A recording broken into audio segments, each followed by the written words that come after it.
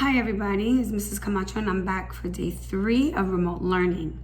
The first 2 things that I need you to do before we dive into today's lesson is 1, review the tricky words as I previously shown you in the first videos, and 2, go over the double consonant sound letters and words as I previously shown you in the second video.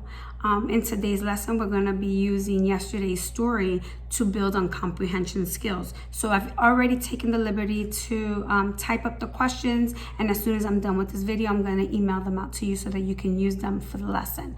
The first thing we're going to do is we're going to have the students recall the story that we read, which was on the bus, and then you're going to ask them to give you the story in their own words. So like retelling the story in their own words. If needed, prompt them, what happened in the beginning of the story and what happened in the middle and what happened in the end. This is where we want to build vocabulary, build comprehension skills, and for them to be able to tell a story in sequential order. So we're going to get started. The first thing you're going to do is you're going to use the strategy that I shown you in my previous video with the story, which is that you read, they track the words while you're reading. 2, you're going to choral read. The both of you will read the story together.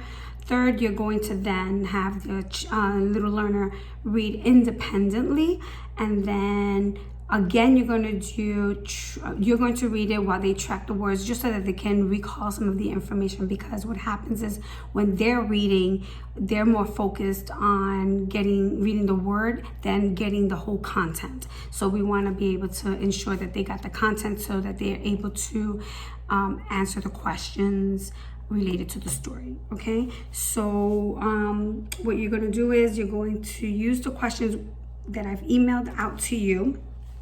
And the questions are going to be very simple questions. Some of them are literal and some of them are evaluative. The evaluative questions are the ones where they would have to think about why something happened in the story. A literal question is that the question they can find the answer directly in the text. So it's right there for them to be able to find it. Okay, so if they need to, they can use the text as reference to find the answer for the literal questions. The first question is, why must Sam's mom take the bus? That is a literal question. So the answer is going to be in the story. 2, describe her ride on the bus. Another literal question, because the answers are in the story. Here's an evaluative question. Do you think Sam's mom preferred driving her own van or taking the bus, and why? So they have to think about why would Sam's mom prefer to ride the bus or the van, and then they have to come up with reasons as to why.